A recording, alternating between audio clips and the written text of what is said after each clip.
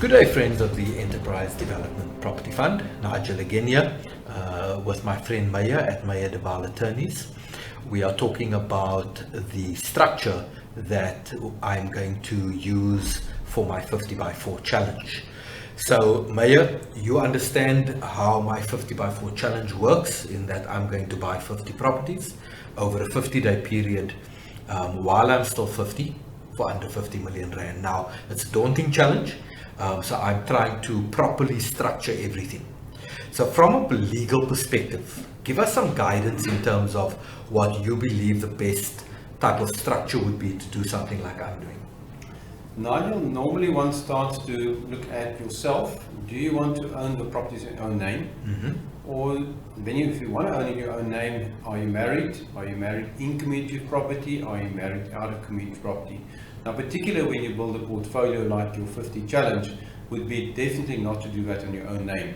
So let's move directly on to the next avenue, or the next vehicle to own the property in, and that would definitely be considering either a company or considering a trust. Yeah. Now we look at the two different options, and if I have to, with the knowledge that I know about your 50-50 challenge, would be then to look at most likely owning the properties in a company. Okay.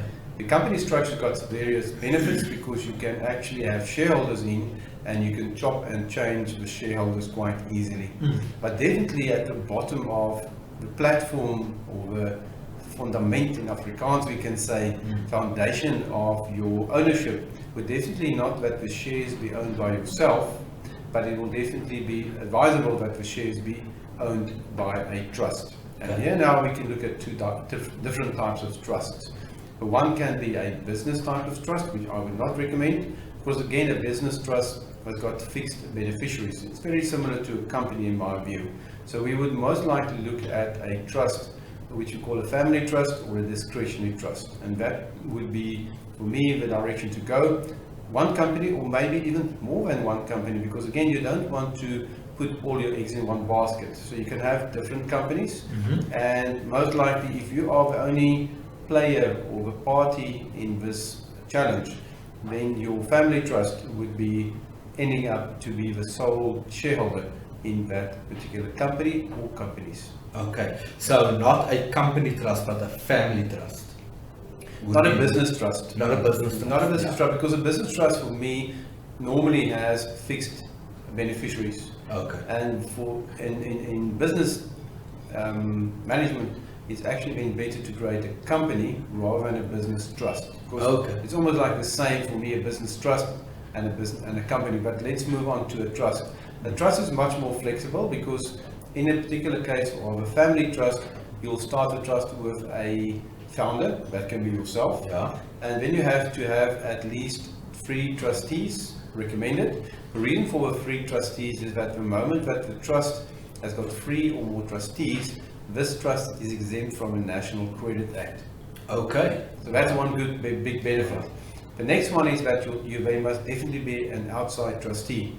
The Master of a High Court requires that a third-party independent trustee is appointed. And the reason for that is that the trust must always be controlled and managed by a complete independent board of directors almost, but in this case we call it trustees. So there must always be outside management. You can never, as an individual, control all the reins of a trust. Then the trust can be seen as your alter ego. And then the trust can actually collapse, because we can say that the trust was actually just your alter ego. You controlled all the strings, the financial strings, the decision making, and therefore the trust assets must fall back into your personal portfolio. Okay, excellent. So what we've so far discovered is, number one, not to own the shares in my own name, to have or not to own the property in my own name, but to own the property in a company. But even the company, in order to protect me and my family, to have the company shares held by this trust. Exactly. Okay, great stuff. So we'll pause here for now, and then in the next discussion we will talk about what types of trusts there are and which trust would be the best option for this particular structure. All right, so guys, if you want to learn more, keep listening to our channel or watching our channel. and then you will also learn in the next round what type of trusts there are and how and which trust is best for you to use.